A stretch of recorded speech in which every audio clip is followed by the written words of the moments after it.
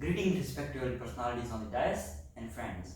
Allow me to introduce myself. I'm Chitil Gohil. I'm here to represent TPS International Ghana.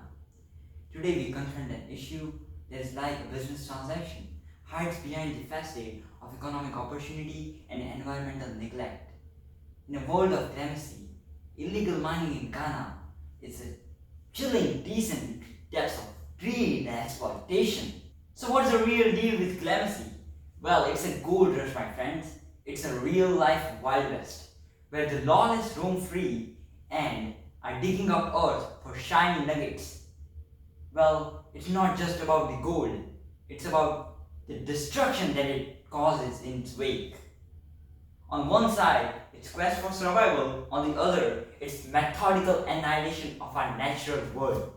The consequences of clemency are as stark as the unfeeling gaze of predator. It's a game played in shadows, where monetary gains are counted and environmental losses are ignored, or worse, knowingly perpetuated. Now the pressing question emerges: how do we bring order to this chaotic landscape? How do we regulate clemency and transform it into a calculated endeavor that serves economic interest without remorse? We must understand that the solution reaches beyond the miners. Ghana needs a multifaceted approach.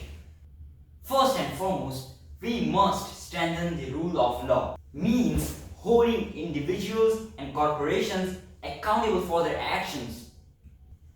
Let us not delude ourselves into thinking that regulations alone will suffice.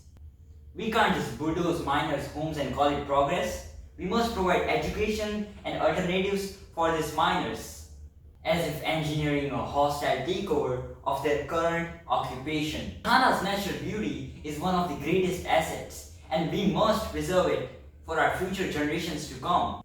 In conclusion, addressing clemency requires more than just policy adjustment. It calls for calculated metamorphosis in our collective psyche and recognition that environmental preservation and economic prosperity can coexist. I stand before you here not as an orator seeking acclaim, but as a voice of reason, as a beacon of justice. It's easy to point fingers at violators of law, but what role do we play in this crisis? Are we doing enough to address this issue? Are we simply turning a blind eye? We must regulate it and make it profitable and ensure a sustainable future for Ghana. Thank you, and let's make Ghana's future as bright as gold.